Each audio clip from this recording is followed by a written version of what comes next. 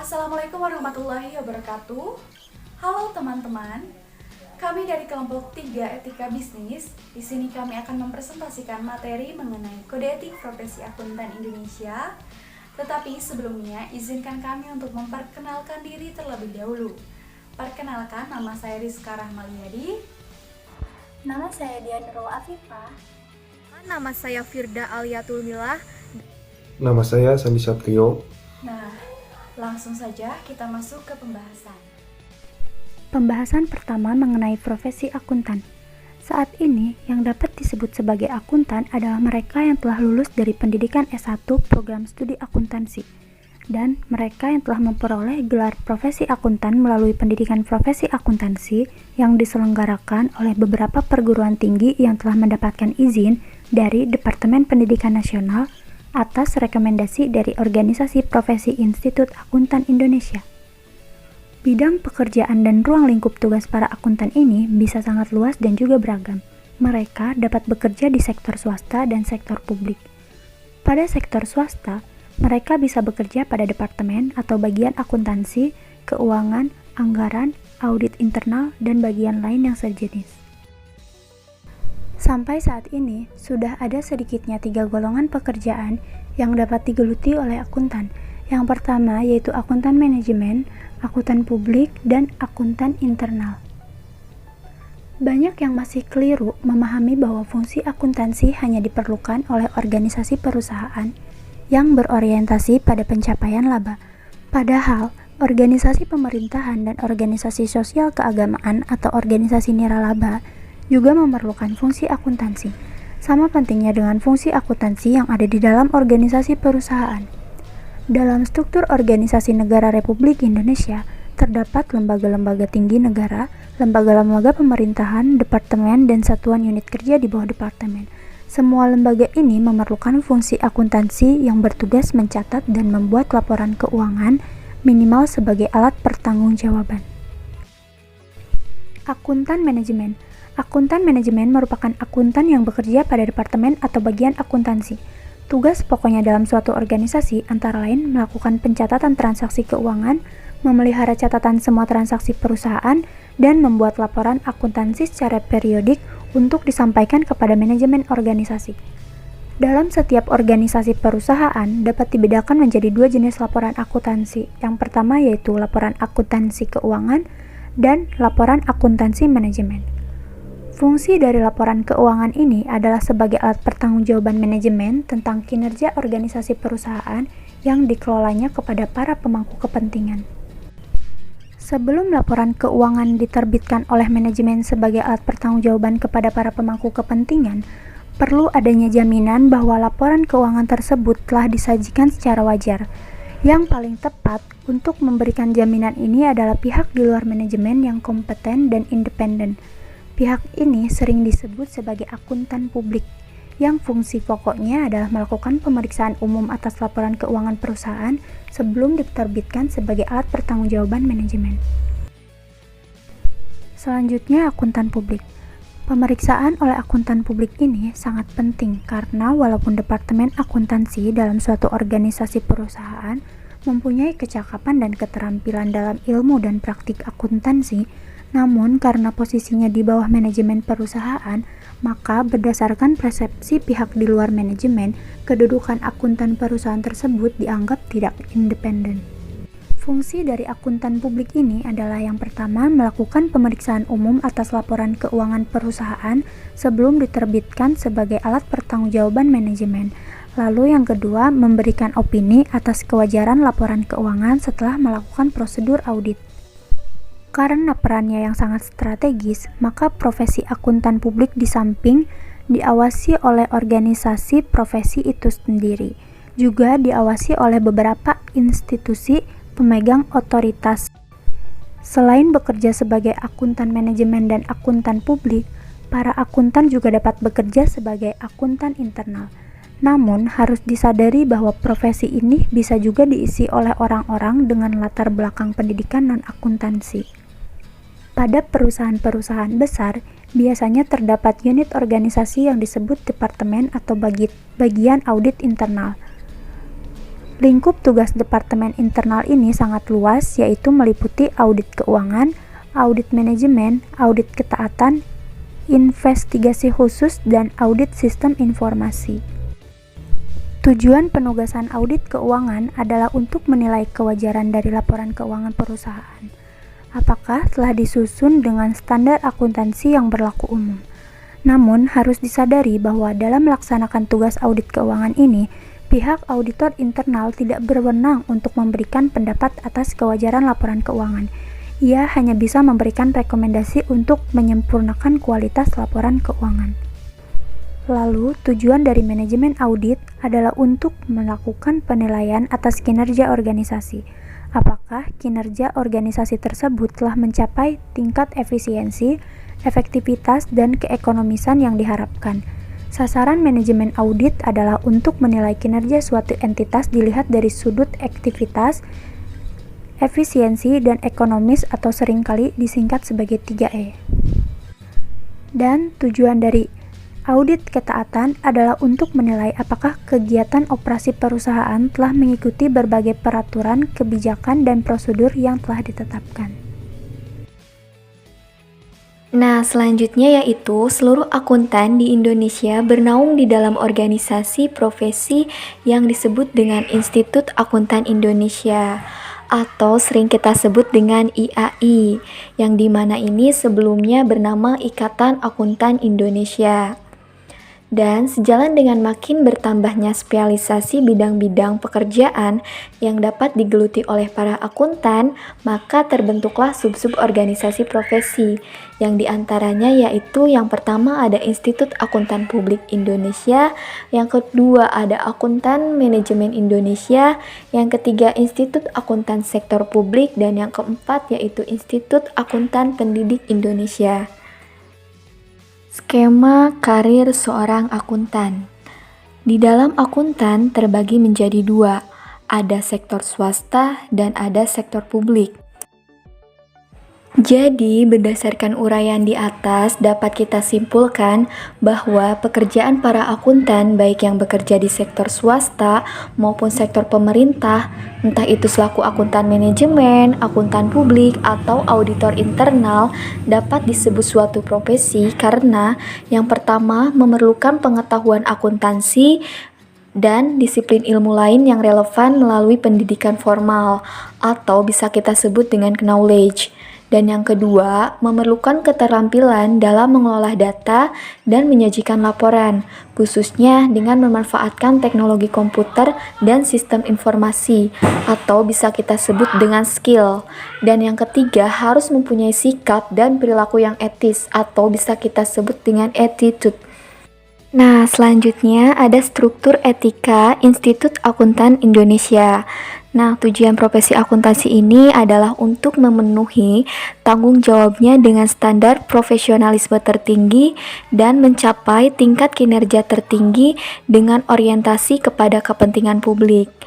Nah, untuk mencapai tujuan tersebut, maka ada 4 kebutuhan dasar yang harus dipenuhi. Yang pertama yaitu ada kredibilitas, artinya masyarakat membutuhkan kredibilitas informasi dan sistem informasi. Dan yang kedua ada profesionalisme. Hal ini diperlukan individu yang dengan jelas dapat diidentifikasikan oleh pemakai jasa akuntan sebagai profesional di bidang akuntansi. Dan yang ketiga yaitu ada kualitas jasa, dengan keyakinan bahwa jasa yang diperoleh dari akuntan diberikan dengan standar kinerja tertinggi. Dan yang terakhir ini ada kepercayaan. Artinya, pemakai jasa akuntan harus merasa yakin bahwa terdapat kerangka etika profesional yang melandasi pemberian jasa oleh akuntan tersebut. Selanjutnya ada prinsip etika IAI, yang mana saat ini kode etik IAI yang disahkan pada Kongres IAI 8 tahun 1998 terdiri atas 8 prinsip. Di antaranya, 1. Tanggung jawab profesi, 2. Kepentingan publik, 3. Integritas, 4. Objektivitas, 5. Kompetensi dan kehati-hatian profesional, 6. Kerahasiaan, 7 perilaku profesional, dan yang terakhir standar teknis. Proses penelatan prinsip etika dimulai dari prinsip kedua, kepentingan publik, di mana setiap anggota berkewajiban untuk senantiasa bertindak dalam kerangka pelayanan kepada publik, menghormati kepercayaan publik, dan menunjukkan komitmen atas profesionalisme. Prinsip ini menyiratkan berbagai hal seperti berikut. A. Masyarakat atau publik membutuhkan dan mengandalkan berbagai informasi, baik berupa laporan keuangan maupun laporan audit yang dihasilkan oleh profesi akuntan untuk mengambil berbagai jenis keputusan bisnis, ekonomis, maupun politis. B. Efektivitas keputusan publik ini bergantung pada kualitas informasi yang dihasilkan oleh profesi akuntan. C. Profesi akuntan akan tetap berada pada posisi penting apabila setiap akuntan selalu dapat memelihara kepercayaan publik. D. Penghormatan kepada kepercayaan publik ini hanya dapat dilakukan apabila setiap akuntan dapat menunjukkan komitmen dan dedikasi mereka untuk mencapai profesionalisme yang tinggi. Kemudian, prinsip ke-1, tanggung jawab profesi. Dalam menjalankan tanggung jawabnya sebagai profesional, setiap anggota harus senantiasa menggunakan pertimbangan moral dan profesional dalam semua kegiatan yang dilakukannya.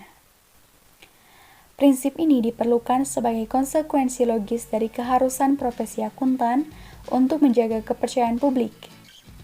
Prinsip ini menyiratkan arti bahwa publik menuntut tanggung jawab profesi akuntan untuk selalu menjaga kualitas informasi yang disampaikan, dan dalam menjalankan profesinya, setiap akuntan akan sering dihadapkan pada berbagai bentuk benturan kepentingan. Misalnya, antara kepentingan pribadi dengan kepentingan publik, kepentingan atasan dengan kepentingan publik, maupun kepentingan klien pemberi tugas dengan kepentingan publik. Untuk itu, akuntan harus selalu lebih mengedepankan kepentingan yang lebih besar, atau dengan kata lain, kepentingan publik. Untuk mengedepankan kepentingan publik, hanya dapat dilakukan apabila akuntan selalu menggunakan pertimbangan moral dan profesional dalam semua kegiatan yang dilakukannya. Selanjutnya adalah kompetensi. Istilah kompetensi mengandung arti kecakapan, kemampuan, kewenangan, dan penguasaan.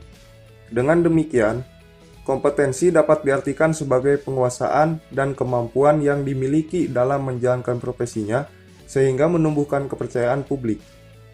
Dengan kepercayaan publik tersebut, publik memberi mandat dan wewenang kepada yang bersangkutan dalam menjalankan profesinya.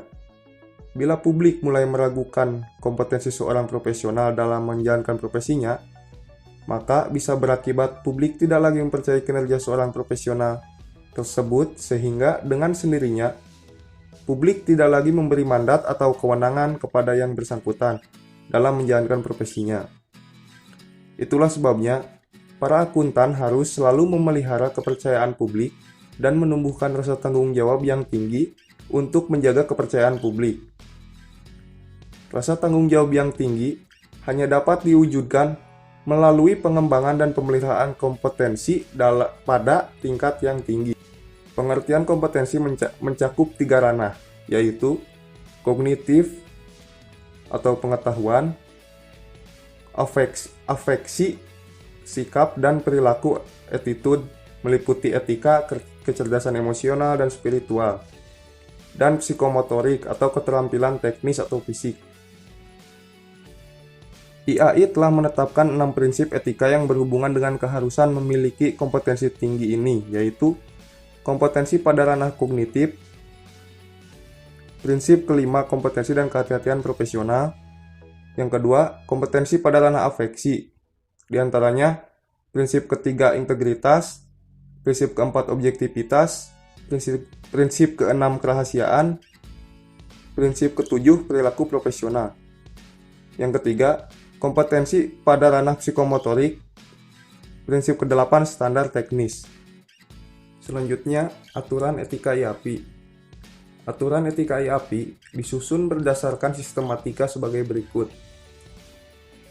Independensi, integritas, dan objektivitas. Independensi, integritas, dan objektivitas. Standar umum dan prinsip akuntansi. Standar umum, kepatuhan terhadap standar, prinsip-prinsip akuntansi.